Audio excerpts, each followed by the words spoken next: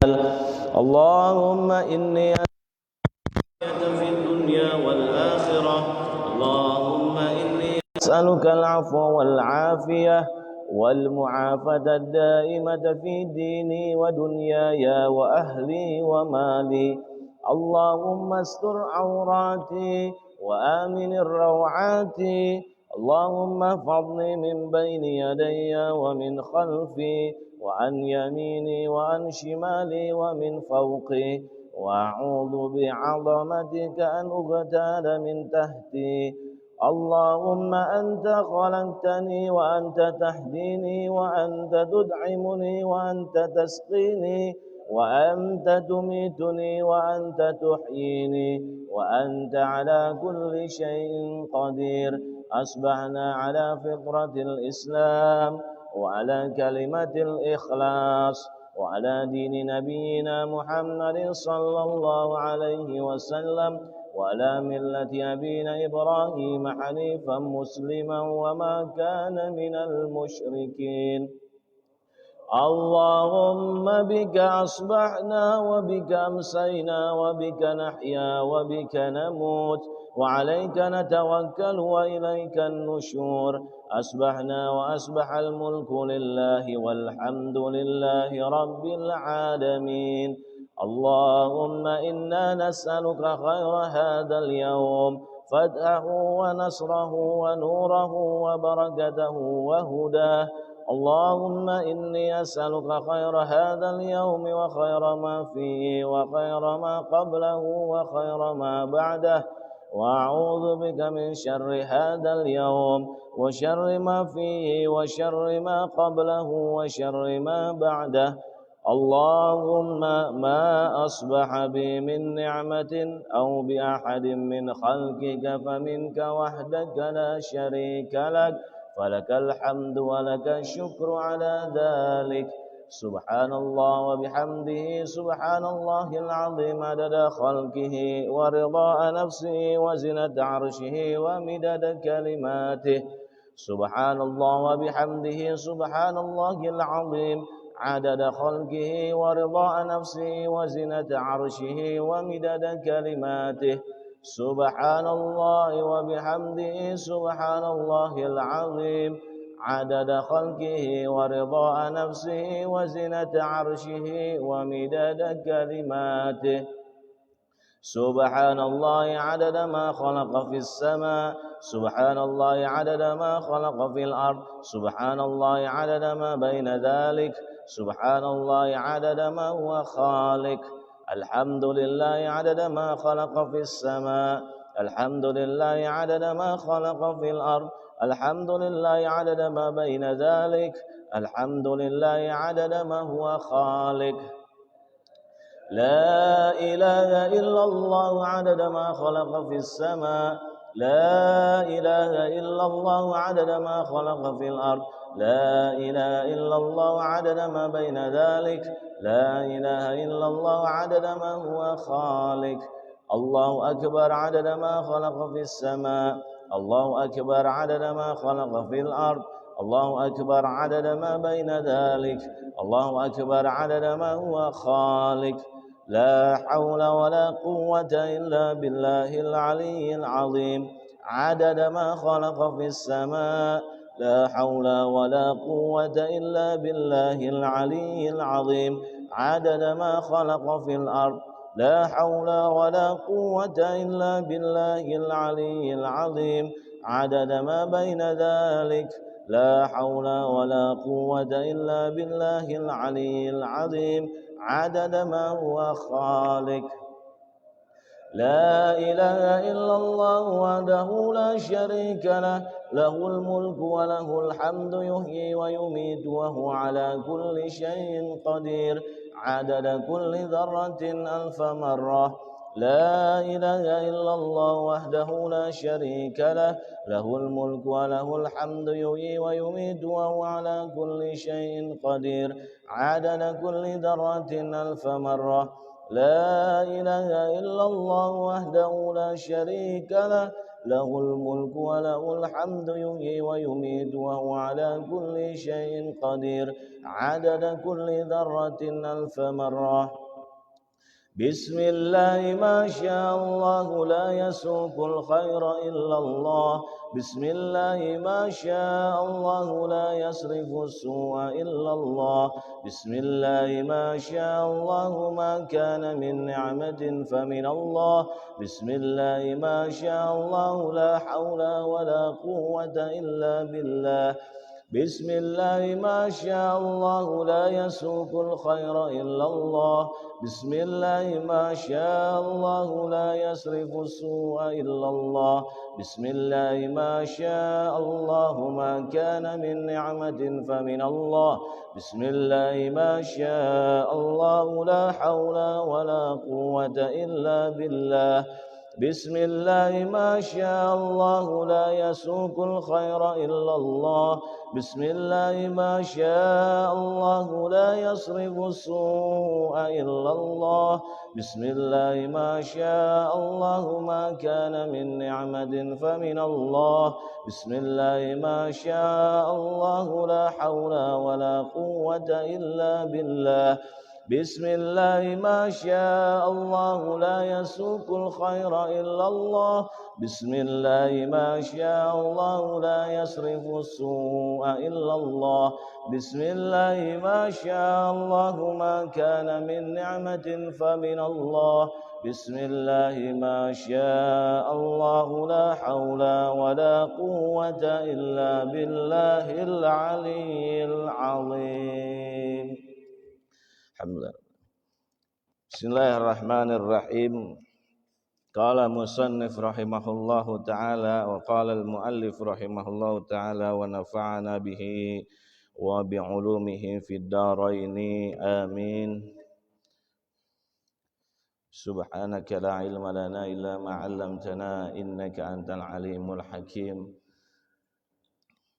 Wa bi sanadin muttasilin ila an qala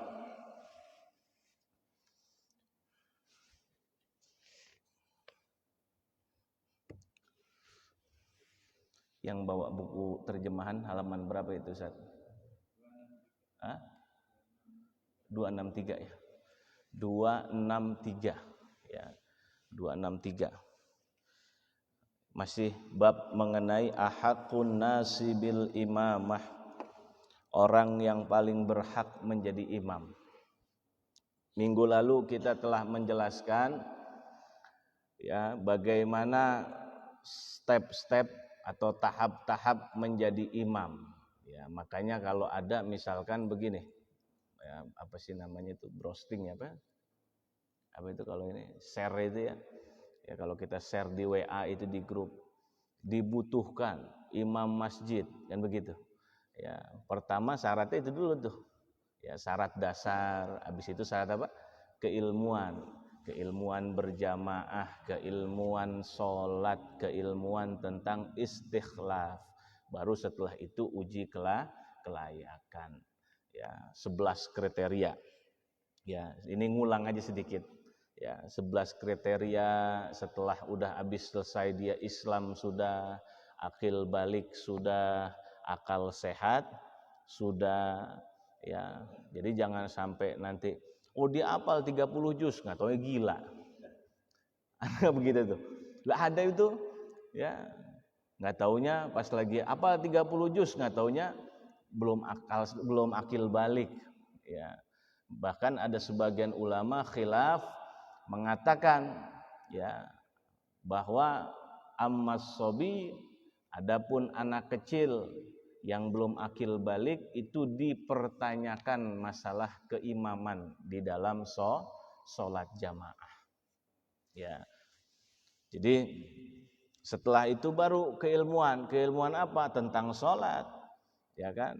Satu syaratnya minimal mengerti ilmu fikih tentang sholat. Dua, mengerti ilmu fikih tentang sholat berjamaah. Tiga, apalagi? Mengerti tentang ilmu istikhlaf. Itu udah tuh 3 tuh dasar ilmu tuh. Tadi dasar ya, dasar menjadi imam, dasar keilmuan. Sekarang uji kelayakan. 1, al-afqah wal aqra. Orang paling faqih, orang paling ngerti tentang ilmu fikih dan juga plus bacaannya fasih. Ya, tapi kalau nggak begitu, cari yang bacaannya fasih. Kalau udah bacaan fasih nggak ada juga, cari orang yang wara', orang yang hati-hati di dalam bertindak, berlaku, ya, itu hati-hati, orang hati-hati sangat menjaga. Ya. Tsummal asan, kemudian yang lebih tua, lebih senior, lebih umur. Jadi umur tuh berapa tuh? 4 ya. Al-afqah, al-aqra, udah ahli fikih, ahli juga dalam bacaan Quran fasih. Kalau nggak ada al-afqah, ahli fikih, 2. Kalau nggak ada, turun lagi al-aqra, nggak apa-apa dah, ngerti fikih cuman dikit doang, nggak ngerti sampai ngejabarin, bisa ngejabarin kayak kiai, nggak bisa, nggak apa-apa. Yang penting dia bacaannya fasih. Ya, kemarin bacaan fasih sama suara merdu lain.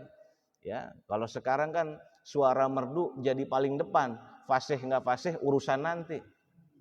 Tuh, begitu tuh. Ya, jadi yang diduluin suara merdu lulus. Ya, tapi fasih nggak fasih urusan nanti, dia nggak ngerti itu. Padahal fasih dulu. Nggak semua yang fasih bisa suara merdu, nggak semua suara merdu pasti fasih. Ya, nggak pasti tuh. Tapi kalau misalkan memang dia keluaran, contoh misalkan Institut Ilmu Al-Quran, IIKI itu, PT IKI, Perguruan Tinggi Ilmu Al-Quran, itu insya Allah pasti udah fasih dan juga suaranya merdu. Itu biasanya begitu. Karena ada ilmunya tuh Pak. Ya nggak sembarangan itu. Kalau kita diajarin nama guru-guru kita, biasanya cuma tahsin aja. Tahsin itu memperbaiki baca Quran, belum lagi dilagam nanti. Nagom.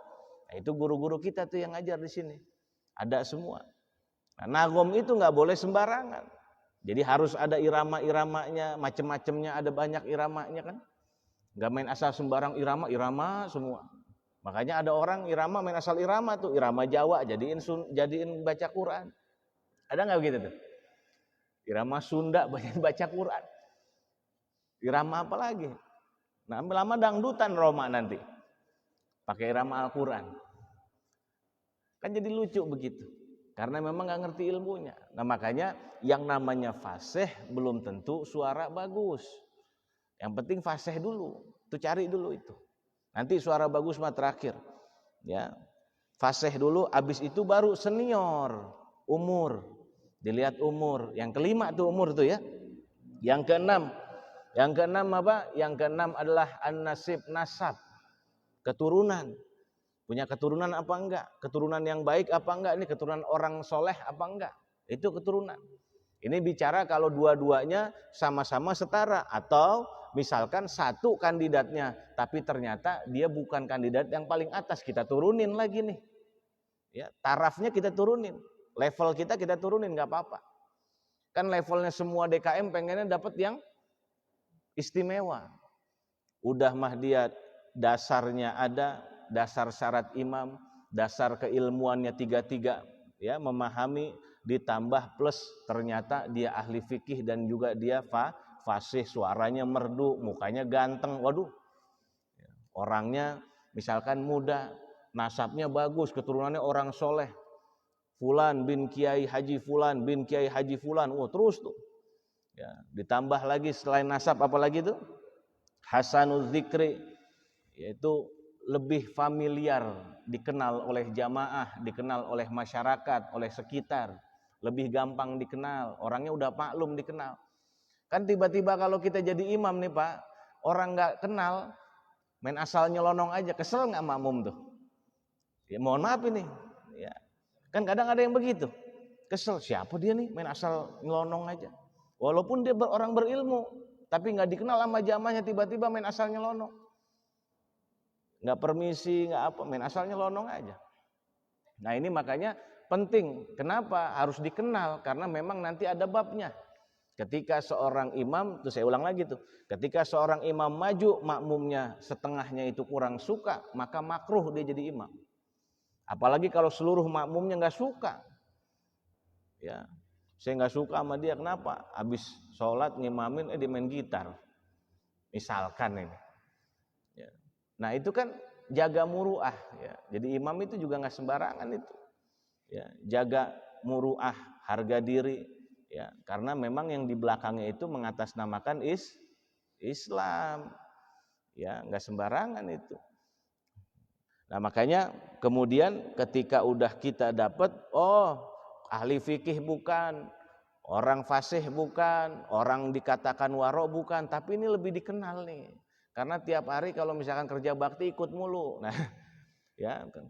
Atau tiap kali ada arisan RT, RW selalu datang. Nah, itu dikenal tuh. Dimajuin. Ya, tsumma nadhifus saub. Kemudian apa? Yang bajunya bersih, pakaiannya bersih, yang bagus. Jangan nanti pakaiannya yang kotor kita pilih jadi imam. Makanya wajib juga bagi seorang misalkan kalau di daerah Jazirah Arab itu seorang imam sudah ditanggung bahkan jadi PNS. Kalau kita kan di sini jadi PNS, imam itu cuma beberapa masjid, di antaranya mungkin Masjid Istiqlal. Ya, selain itu adalah tanggungan yang daripada DKM, di bawah itu dah tanggungan negara, yaitu DKM harus memperhatikan itu. Pakaiannya, ya, seumpama dia daftar dia ternyata orang kumel, maka kemudian mukafaah ya dicukupkan. Ya, kebutuhannya dicukupkan, bajunya diperhatikan, pakaian ya. Nah, itu diperhatikan. Jangan sampai nanti jadi imam ya, kan ada juga yang lillahi taala, banyak masjid sekarang masih lillahi taala. Banyak itu, ya. Hah?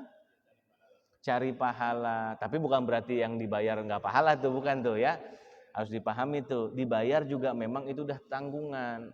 Seharusnya seperti itu. Ya, semua para imam itu dibayar. Gitu. Kenapa? Karena memang biar supaya fokus menjadi imam. Ya. Ya, kemudian kalau kita suruh jadi imam, nah ditambah lagi kita mencari nafkah, kan yang ada nggak fokus. Kayak begitu. Ya, ini bukannya berarti mendalih-dalihkan satu ujroh upah, bukan. Ya, jadi kalau misalkan yang pahala yang lillahi ta'ala juga masih ada, yang seperti itu masjid-masjid tuh Pak, ya lillahi ta'ala demi hanya Allah subhanahu wa ta'ala, karena Allah subhanahu wa ta'ala, ada itu ya.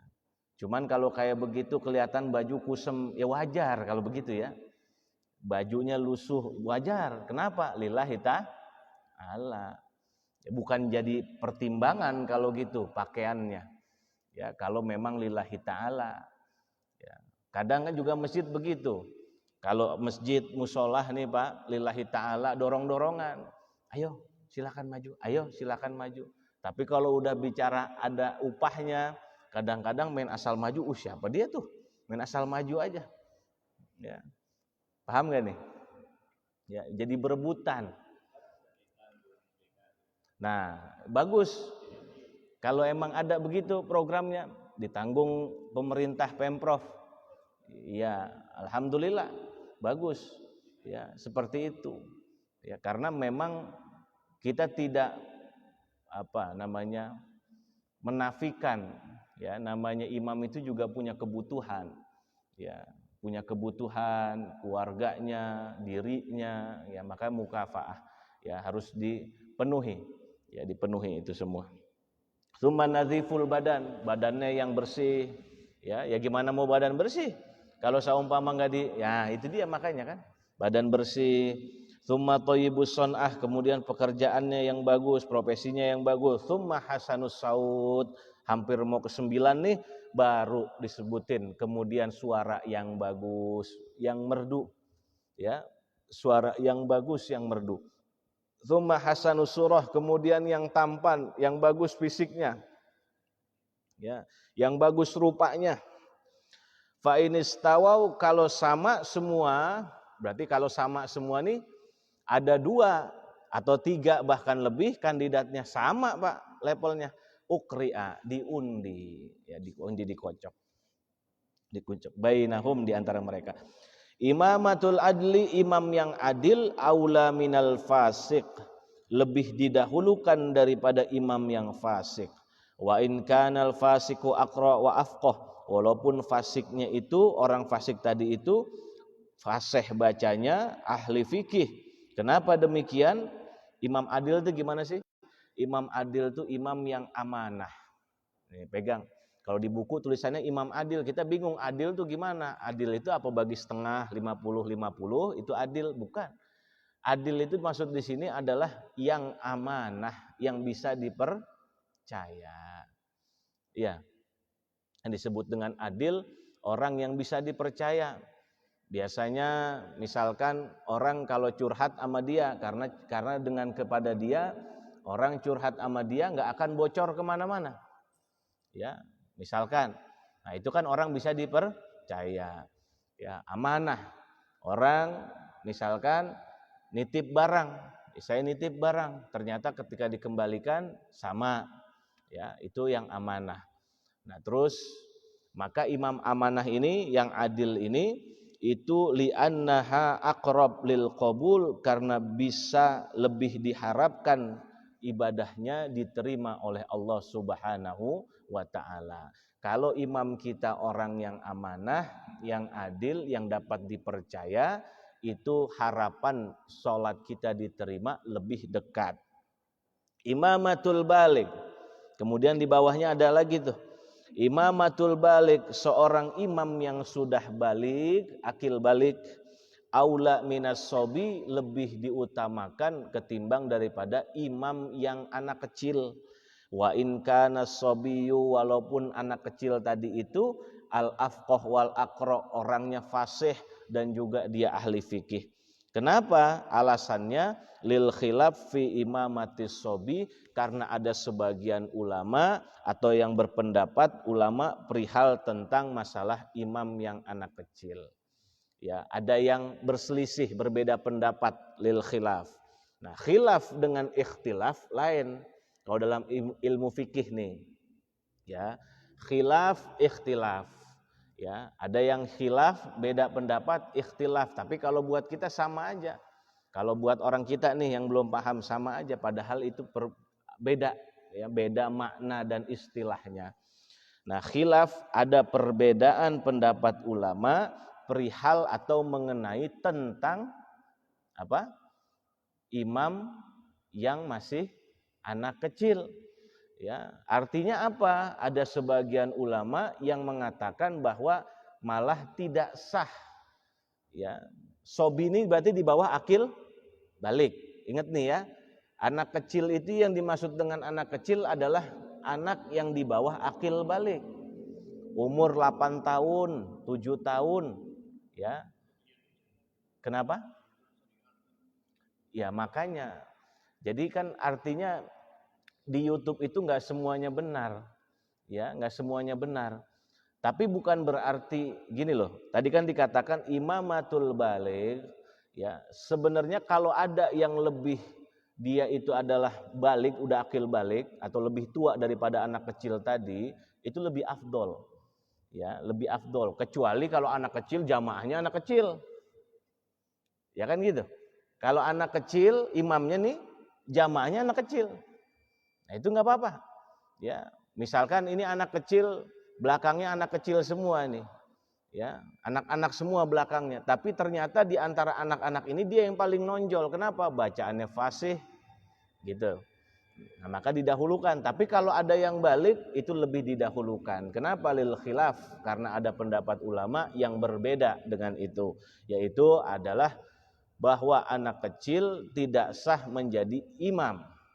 Ya, maka syarat dasar tadi itu yang saya jelaskan di awal adalah 1 Islam, 2 akil balik, 3 akal sehat. Itu tuh dasar tuh, syarat dasar tuh.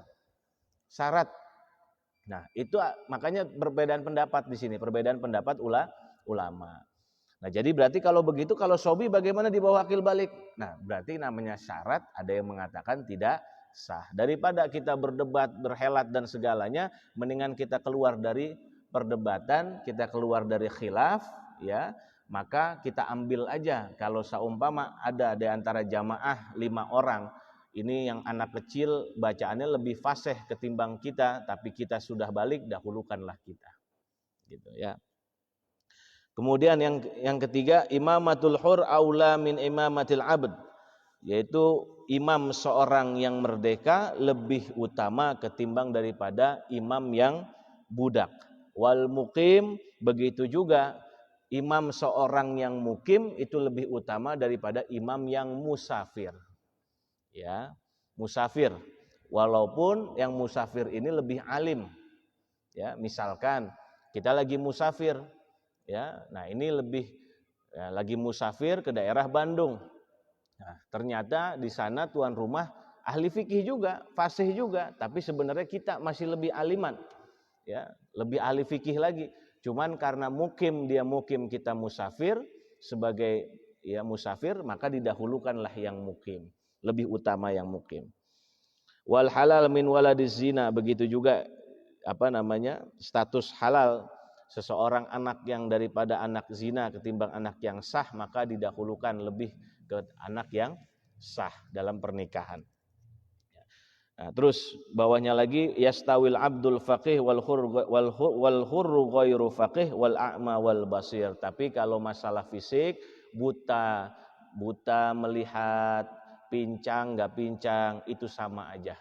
Ya, nggak ada yang didahulukan. Gimana saat kalau fisiknya yang kurang, ya, dia misalkan tuli, ya, atau misalkan dia matanya buta dengan orang yang normal, mana yang didahulukan? Dua-duanya sama, karena itu bukan menjadi uji kelayakan dalam segi fisik berarti. Kemudian sunanul jamaah, sunnah di dalam jamaah, wahia katsiratun, dan itu banyak. Sunnah di dalam jamaah banyak sekali, minha diantaranya dijelaskan di dalam kitab ini hanya beberapa saja Pak. Di antaranya adalah cuman hanya dijelasin 6. Di antaranya al-qiyamu ilas sholah ba'da faraghil iqamah, bergegas untuk berdiri, ya, berdiri menunaikan sholat setelah pembacaan iqamah, ya, baca qomat sudah selesai, maka kemudian kita langsung cepat berdiri. Allahu akbar, Allahu akbar, la ilaha illallah, berdiri. Ya, itu sunnah Pak. Ya, salah satu sunnah jamaah. Mau lebih pas lagi, waqila inda qaulihi, mau lebih pas lagi, lebih bagus lagi ketika seorang qomat, seseorang itu lagi iqamah, maka di kalimat qad qamatis shalah, qad qamatis shalah, berdiri kita. Ya, jadi Allahu akbar, asyhadu an la ilaha illallah, asyhadu anna Muhammadar Rasulullah, hayyalas shalah, hayyalal falah, qad qamatis shalah, qad qamatis shalah. Naik. Tuh, bagusnya di situ pas sunnah. Ya. Ada yang mengatakan di situ, ada yang mengatakan setelah selesai. Allahu akbar, la ilaha illallah, baru naik. Enggak apa-apa, dua-duanya sama. Ya, tapi kalau mau lebih cekrek, ya qad qomatis shalah, pas lagi qad qomatis shalah, lebih pas gitu. Kalau kunci itu udah masuk, lek gitu. Ya. Kenapa? Iya kan, itu mungkin dia belum paham. Ya, tapi kalau mau kita yang udah belajar nih, kita paham, mau nambah kesunahan kita, pas qad qomatis shalah kita naik. Ya, mungkin ada juga yang memang dari awal Allahu akbar, asyhadu alla, dia udah naik. Kenapa? Mau maju ke depan, Pak. Ya, mungkin dia mau maju ke depan. Nanti kita jelasin di sini. Ya. Kemudian yang kedua, taswiyatus sufuf wal amru biha wa minal imami akidun. Taswiyatus sufuf, meluruskan shaf dalam jamaah sunnah. Ya, ini sunnah nih, perhatikan. Meluruskan shaf dalam jamaah sunnah, bukan wajib. Ya. Jadi banyak orang memang akhirnya bertanya-tanya ketika Covid, jadi bertanya-tanya bagaimana itu direnggangkan shafnya. Ada yang ngerti, diem aja. Ada yang nggak paham, main asal ngomong. Haram itu begitu. Sunnah ini. Sunnah. Ya. Ini perlu kita ketahui ini. Sunnah ini. Saya yakin banget ini. Pede sekali saya dengan ini. Karena kenapa? Memang ini bagian daripada sunnah. Ya, taswiyatus sufuf sunnah. Apalagi kalau sampai misalkan contoh mengkhawatirkan kemarin apa? Menjaga jiwa, keselamatan jiwa nih, ya, menjaga keselamatan jiwa. Nah, maka kemudian sunnah itu akan berubah, ya, karena maqasidus syariah, landasan syariah apa? 5. Hifdzuddin, hifdzun nafs, hifdzul aqli. Apalagi hifdzun nasl, hifdzul mal. Ya, menjaga agama, menjaga jiwa, menjaga akal, menjaga apa lagi? Menjaga harta dan menjaga nasab. 5 itu. Nah, maka menjadi sunnah. Jangan khawatir, sunnah itu. Ya, bukan berarti kita menggampangkan hukum, enggak. Jikalau tidak ada apa-apa kemudian kita merenggangkan shop, itu yang jadi masalah. Ya, tidak ada normal, ya, status normal. Alhamdulillah sekarang udah merapatkan shop lagi. Semua itu bisa kondisional, Pak. Saya mohon maaf itu, saya sampai pernah dengar juga di YouTube itu, ya, bagaimana seorang ustadz, ya, yang dinamakan atau bahasanya mungkin dia disebut oleh jamaahnya ustadz, dikatakan bahwasanya sholat kita itu shop berpisah-pisah begitu, tidak rapat, itu seperti orang Hindu dan Buddha. Masya Allah. Itu kalau begitu provokatif itu. Belajar fikih enggak itu ustadznya begitu tuh. Kalau tidak ada keperluan apa-apa, itu makruh, Pak. Ini enggak ada keperluan apa-apa nih. Ya, enggak ada menjaga keselamatan, tidak ada yang menjaga begini-begini, enggak ada. Enggak ada tinjauan lain nih. Makanya kemarin saya jelaskan pakai papan tulis itu biar kita ngerti, oh ini racikan ulama begini, rumusannya begini ternyata. Ruwet ternyata. Ya, mungkin juga Bapak-bapak pusing kali ini ya ngelihatnya itu. Harus bagaimana itu? Nah, makanya kita kenapa kalau kata orang tua kita bilang gini, derek aja, ikut aja ke orang yang lebih ngerti. Nah, itu kalau kita merenggangkan shop seperti ini nih, Pak, ya, shop nih direnggangin tanpa ada hajat, tanpa ada keperluan dan kepentingan, makruh. Makruh. Ya, benar itu. Benar apa adanya. Tapi enggak sampai ke tingkatan haram. Ya, enggak sampai ke tingkatan haram.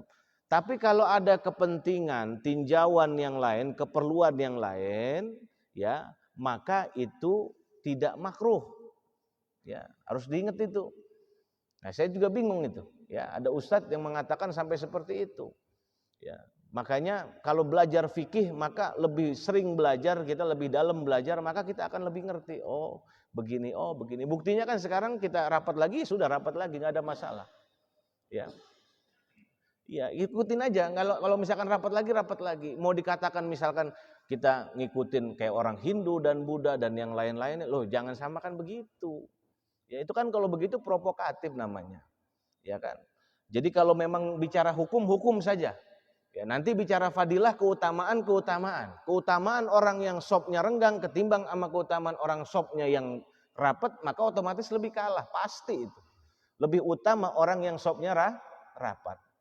Ya, lurus rapat. Taswiyatus sufuf wal amru biha, yaitu meluruskan shaf. Nah, taswiyah ini kan pertanyaannya, ya, apakah lurus saja, apakah harus rapat betul? Nah, makanya pertanyaan tuh di situ. Ulama kemudian menggali lah, ya, masalah taswiyatus sufuf wal amru biha. Jadi sunnah jamaah diantaranya adalah meluruskan shaf. Wal amru biha, dan memerintahkan untuk diluruskan. Siapa yang memerintah? Boleh makmum, misalkan kita samping kita belum lurus, agak mencong dikit, Pak tolong lurusin dikit Pak, kiri kanan. Ya, nggak perlu jauh-jauh kita minta lurusin yang sebelah sana, nggak perlu. Boleh makmum, boleh imam. Apalagi kalau dari imam yang mengatakan, sawu sufufakum fa inna taswiyatas sufuf min tamamis shalah. Ayo dilurusin, dirapatkan softnya, barisannya. Nah itu lebih dianjurkan lagi Pak. Kalau imam udah ngomong begitu, itu lebih ditekankan lagi. Ya, tapi kalau imam nggak ngomong begitu, ya, maka kemudian itu tidak terlalu ditekankan, hanya sunnah. Tapi kalau imam sudah ngomong begitu, maka itu lebih ditekankan. Makmum boleh nggak? Boleh. Kiri kanan kita minta tolong. Ayo Pak, agak sinian dikit. Ayo Pak, saya sering itu. Ya. Saya nggak ngomong tapi tangan saya coba begitu aja, ya kita atau enggak kitanya yang mendekat ke dia. Nah sehingga misalkan kita dekat ke kiri, yang kanan kita agak rapetin ya ke kita itu. Nah, itu bisa juga begitu. Taswiyah itu kan adalah ya setara, selaras, taswiyah itu. Maka ada yang mengatakan gini, wal murad bit taswiyah, adapun yang dimaksud dengan taswiyah adalah ta'diluha wa tarasufiha wa waslu wasaddu furajuha. Ya, jadi adalah yang paling terpenting di dalam taswiyah, satu, yang pertama alla yataqaddam sadra wahidin. Dada kita, ya, ini dada nih. Ini kalau mau taswiyah yang sempurna nih Pak ya. Nih saya ajarin nih taswiyah yang sempurna. Dada satu soft ini nggak ada yang lebih maju. Ini taswiyah yang sempurna nih. Jadi bukan sekedar rapat aja nih. Satu, ya. Dua, wala syai'a minhu ala man bijambihi. Tidak ada sesuatu celah di sampingnya. Itu dua tuh. Berarti kalau kayak begitu nggak ada sesuatu di sampingnya, berarti jangan kelingking ketemu kelingking. Kalau gitu, nih ketemu ini nih. Bahu ketemu bahu. Nah, ya, udah bahu ketemu bahu, kelingking ketemu kelingking kalau mau sempurna. Ya, bicara sempurna. Nah, makanya satu, tidak ada yang lebih maju, dadanya sama semua. Ketika kita sholat, kita lihat sini, oh rapat, ini dadanya rapat. Nah, ini namanya lurus nih. Lurus dalam segi barisan, lurus dalam segi dada juga nih. Ya, jangan lihat dari kakinya, dilihat dari dadanya. Ya, ditambah plus apa lagi? Ini bahu ketemu bahu kalau mau lurus. Jadi kalau kaki misalkan nggak kelingking, nggak ketemu kelingking, nggak masalah. Jangan cari kelingking kalau sholat. Cari pahala. Nah, cari kelingking mulu, kelingking orang pakai segala diinjak-injak. Dicari-cari kelingking orang, kita udah minggir dikit, padahal bahu udah rapet ini. Bahu kita sama bahu dia udah rapet. Kelingking kita udah geser, karena kita keinjak, kita nggak nyaman sholatnya, bener Pak? Ketika kita nggak nyaman, kita geser dikit, dicari lagi sama dia, tempel lagi sama dia, nyaman nggak geser dikit, lama-lama akhirnya gini, apaan sih lu nyari kelingking? Ngomong juga akhirnya di sholat. Iya. Jadi jangan kita gini loh, ya. Artinya gini, memang fikih itu luas, ya. Fikih itu luas. Hadirin jamaah yang saya muliakan, Bapak-bapak, Ibu-ibu, fikih ini adalah produk yang sudah jadi, ya, dari hasil apa? Quran dan sunnah. Quran dan hadis, tetapi harus perlu ditalar lagi karena hadis dan Quran itu mentah. Ya, maka ini tidak dijelaskan di dalam hadis secara detail bagaimana taswiyatus sufuf. Ya, hanya dijelaskan bahwasanya ketika para sahabat dan Rasulullah Shallallahu alaihi wasallam sholat jamaah, maka barisan itu rapat. Ditanya, ya, dikaji, dikupas, dibedah oleh ulama, rapat seperti apa. Gitu loh. Nah, kemudian dijabarkan, dicari, akhirnya ketemu, oh standaritas rapat tuh harus begini. Ya. Nah, terus kemudian apakah rapat itu menjadi wajib atau hanya sekedar sunnah?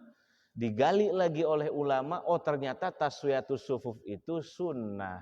Kenapa sunnah? Karena terjadi di misalkan sholat peperangan. Ya. Tidak harus taswiyatus sufuf. Sholat dalam kondisi peperangan. Itu kan tidak harus rapat. Gitu ya. Nah makanya kemudian diambillah hasil, ternyata memahami agama ini tidak cukup hanya Quran dengan sunnah, tetapi harus dengan ijma dan qiyas. Ya, saya kasih contoh. Sholat 5 waktu wajib. Ya wajib ya, sholat 5 waktu wajib. Ya. Terus kemudian itu namanya usul. Usul itu akar. Sholat 5 waktu wajib. Akar. Kemudian furu', cabang. Apa rukun sholat? Ada yang mengatakan 13, ada yang mengatakan 15, ada yang mengatakan 17. Beda tau ulama? Furu', namanya cabang. Ya, furu'. Ya. Salat zuhur 4 rakaat. Ya. Salat asar 4 rakaat, salat maghrib 3 rakaat, salat subuh 2 rakaat. Itu namanya apa? Ijma, bukan usul. Usul wajibnya sholat 5 waktu itu usul. Ya. Akar. Ya, dasar itu. Ya. Tapi kalau sholat asar 4 rakaat, sholat maghrib 3 rakaat, maka ada orang sholat asar 3 rakaat, itu nyalahin ijma. Ibarat kata usul nih otak, Pak. Ijma itu tempurungnya. Ya, menjaga usul itu. Ya. Maka ada orang sholat subuh 3 rakaat, ada nggak? Hah? Ada nggak? Bapak pernah lihat orang sholat asar 3 rakaat, ada nggak? Ada nggak? Iya, udah sepakat, itu namanya ijma. Bukan usul. Yang usul adalah sholat wajib 5 waktunya, usul itu. Usul, ngerti usul? Bukannya usul asal, bukan ya? Bukan. Saya boleh usul, bukan begitu, bukan. Usul itu aslun, ya. Dasar. Ya, sholat aqimus sholat. Sholat, tegakkan kamu sholat. Perintah tuh. Wajib enggak? Wajib.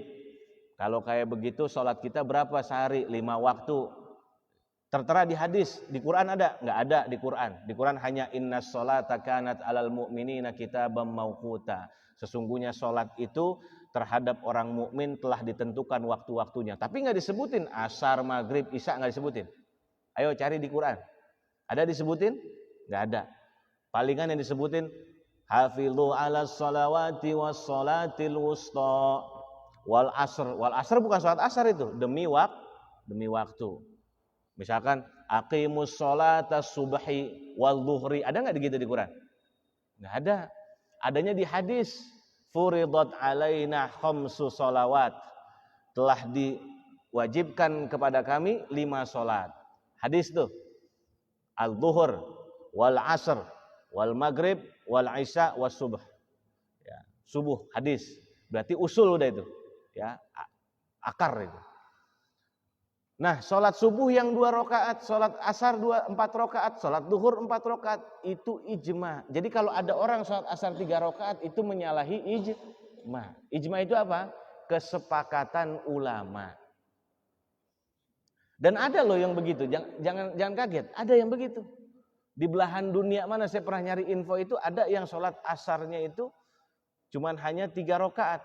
Bahkan, mohon maaf ini, ya, kan kita diwajibkan sholat 5 waktu. Ada yang sebagian aliran itu sholat hanya 3 waktu. Ya, itu termasuk yang di Irak itu. Ya, 3 waktu sholatnya. Coba kita bayangin, itu keluar dari ijma nggak itu? Keluar dari ijma. Nah, jadi rukunnya furu, sholat diwajibkannya usul, rokaatnya ijma. Kiasnya mana kiasnya? Nah, kiasnya itu di sunnah-sunnahnya itu kias. Ya, terus kemudian di masail permasalahan. Contoh, bagaimana kalau orang sholat ternyata di dalam sholat dia tidur? Itu kias, Pak. Mana? Jama' itu masuknya ke ijma. Ya, nanti diterangkan di sholat jama' nanti. Setelah ini sholat jama' selesai diterangkan sholat jama'. Ya, jadi kembali lagi harus kita paham. Oh, ternyata ini, ya. Oh, ini seperti ini, ya. Kotaknya ada di sini, nanti ini kotaknya ada di sini. Kita belajarlah kayak gitu. Jadi jangan dicampur aduk. Ya, saya tuh pengen jamaah itu makin lama makin cerdas gitu loh. Jangan ibaratnya kita itu yang cerdas tuh guru-gurunya aja. Ya, kita tuh makin hari makin cerdas, Pak. Karena kenapa? Media kita pun cerdas membodohi kita. Jadi kita harus cerdas. Ya, mencerdaskan diri kita itu. Ya, cerdas. Oh, ini kotak-kotak, ini seperti ini bagiannya ini. Ini wilayahnya ini. Ya, tidak boleh kita satu-satukan. Ya. Jadi tadi kembali lagi pahalanya besar sekali, ya. Orang yang merapatkan shaf, ya, kadang memang kita suka ya ketelan omongan fadilah.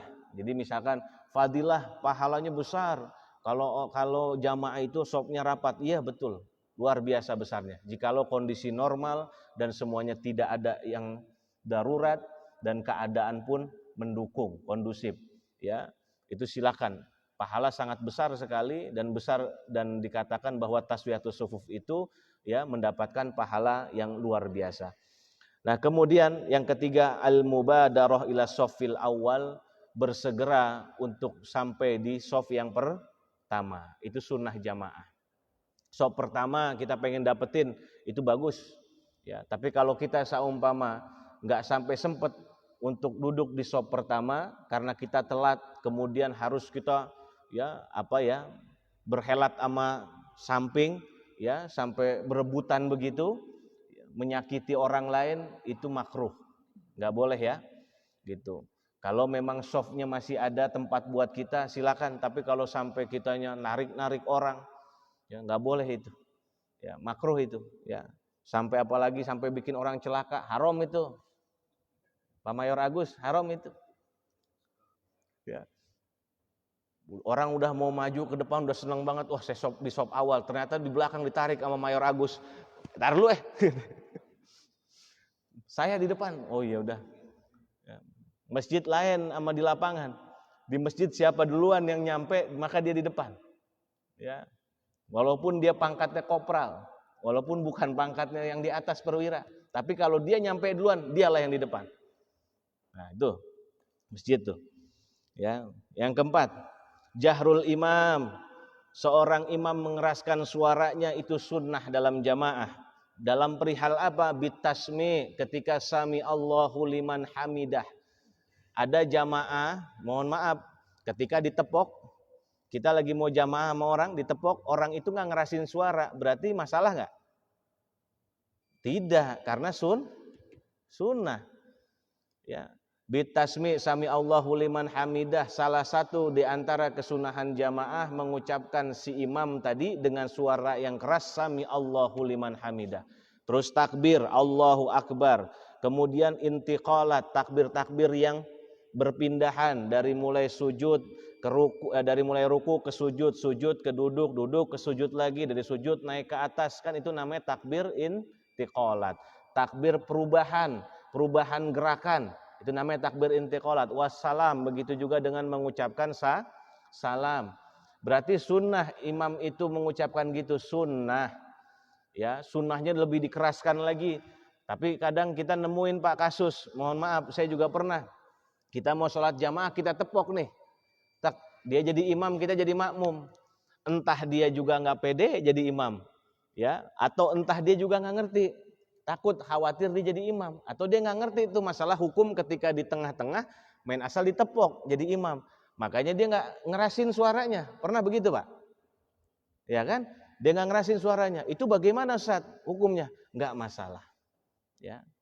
Yang penting kita sebagai makmumnya ngerti perpindahan gerakan si imam.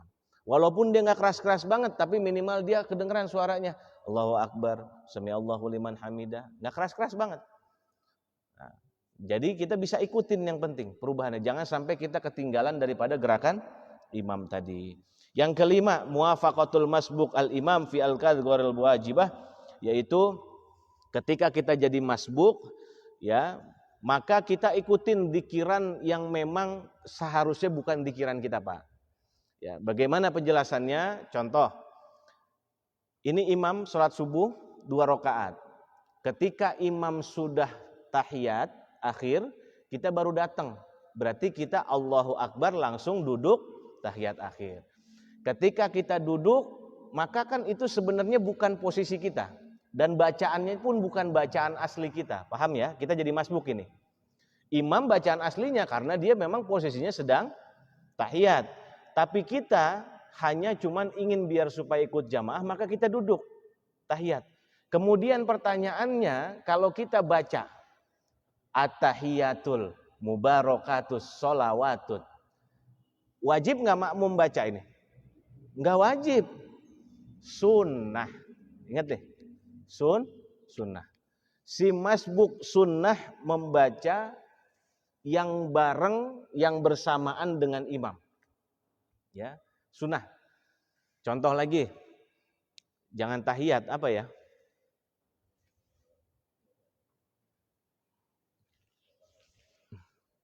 Hah? Kunut deh. Kunut. Imam kunut.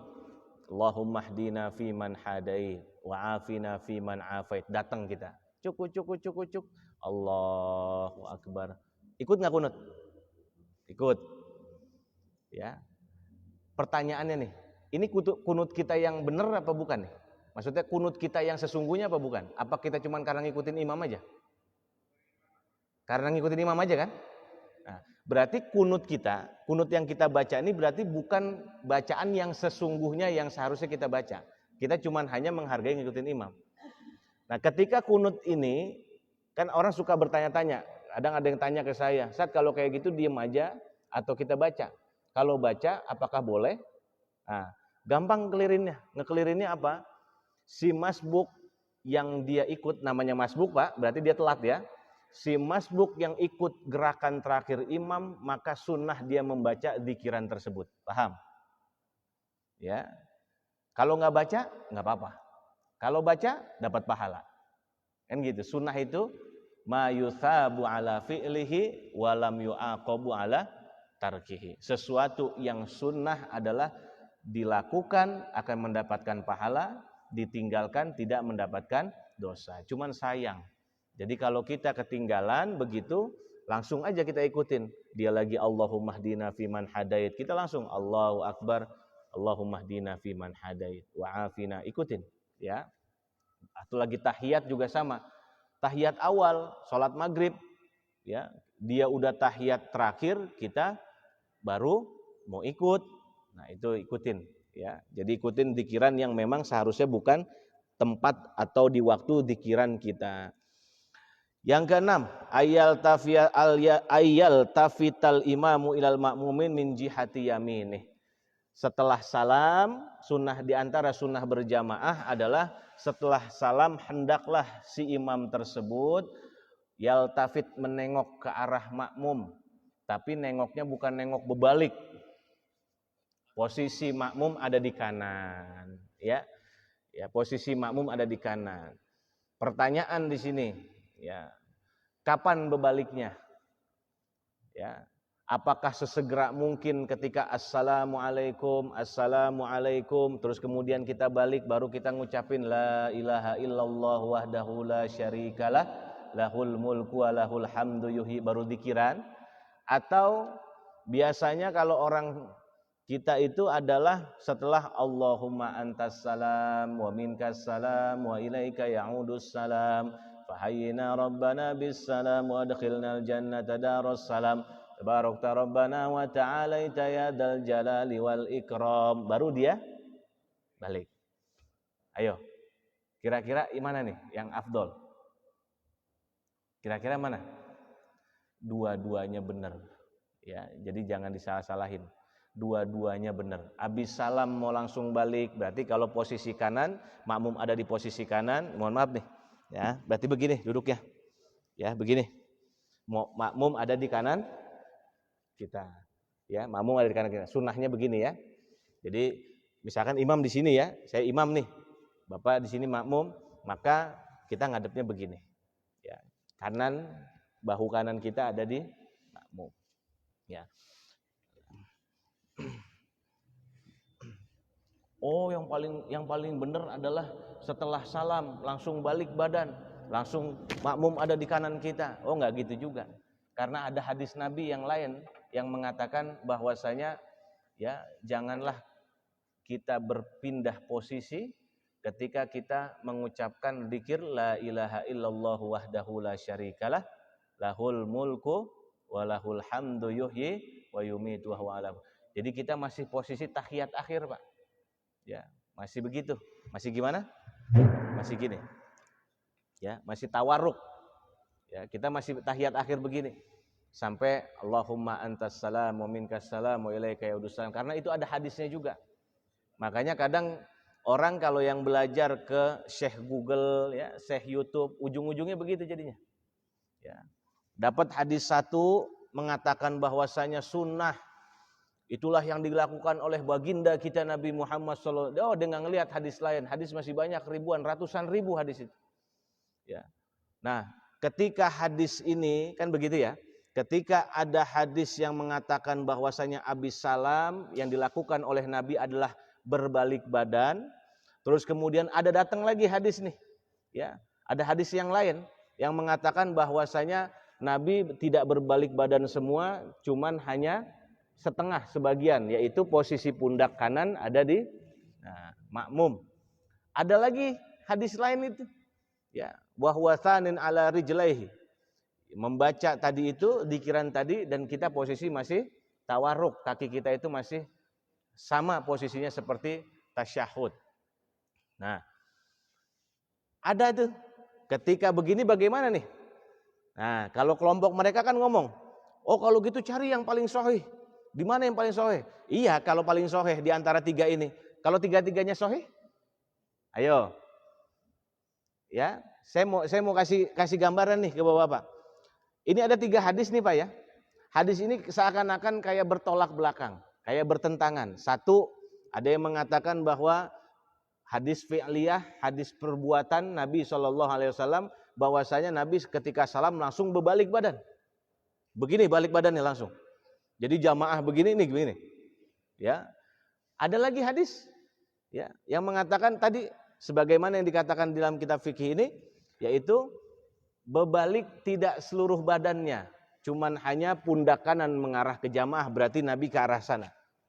Nah, ada lagi hadis, ya, janganlah kau berubah posisi dudukmu ketika kau membaca zikir la ilaha illallah wahdahu la syarikalah lahul mulku wa lahul hamdu yuhyi. Apalagi maghrib baca 11. Ada yang mengatakan 12. Pokoknya Bapak kalau belajar hadis sendiri puyeng Pak. 7, ada yang 7. Puyeng itu. Nah, bagaimana tuh kalau begini? Oh, kalau begitu gampang. Nih orang baru belajar lagi nih ngomong. Kalau begitu gampang, cari ustadz yang paling soheh. Tar dulu. Ini semuanya soheh masalahnya. Ya, kalau cari yang paling soheh, kalau kita ngerti ya, dari antara 3 ini ada 1 yang paling soheh, gampang tinggal ngambil yang paling soheh. Tapi kalau 3 ini sama-sama sohehnya, kuatnya bagaimana? Itulah pentingnya. Ada nanti ilmu namanya disebut mu'taliful hadis atau mukhtaliful hadis. Ya, jam'ur riwayah, menyatukan riwayat satu dengan yang ini seperti apa. Nah, itu ada tuh, Pak. Jadi nggak sembarangan.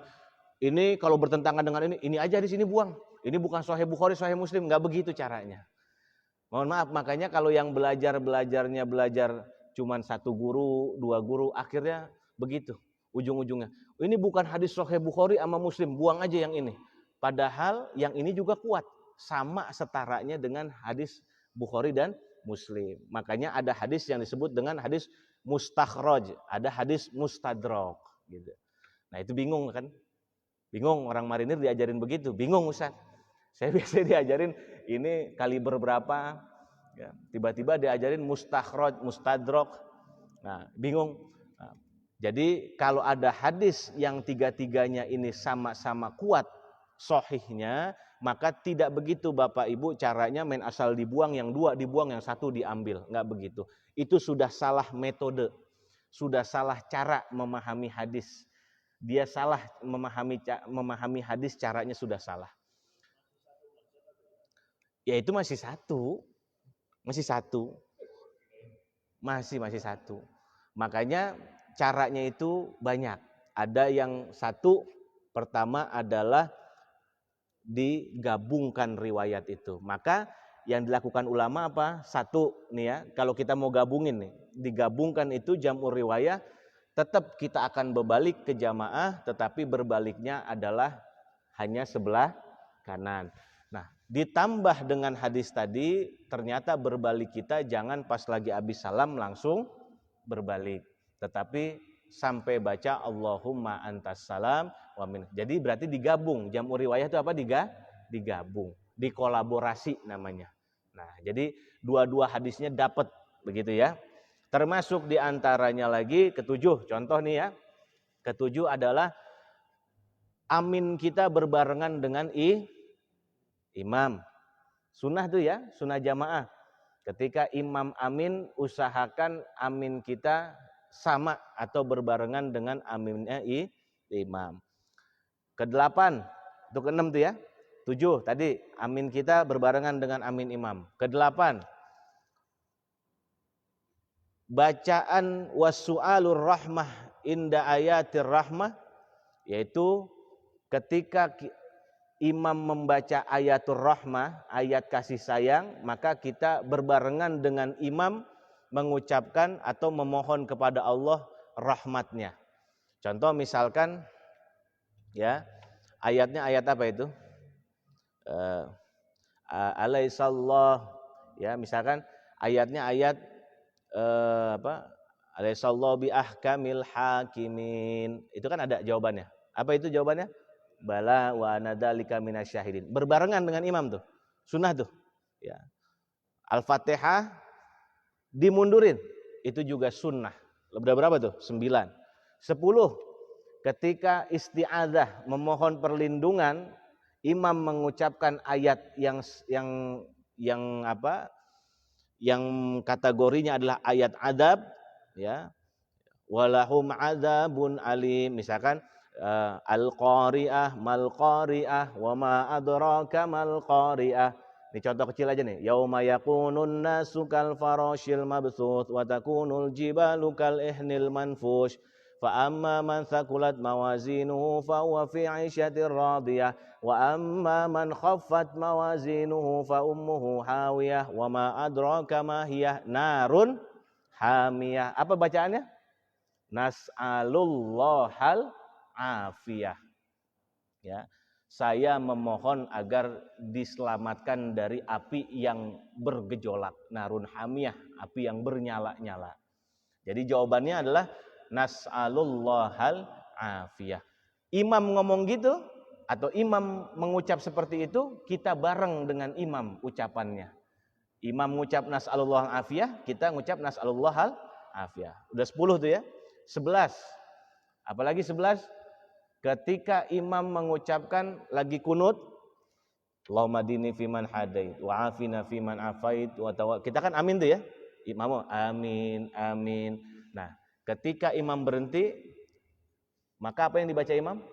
Fa innaka taqdi. Bareng si makmum dengan imam baca itu sunnah. Ya, sunnah. Selain 3 itu nggak boleh makmum berbarengan dengan imam, apalagi mendahului. 3, 1 baca amin. 2, apa tadi?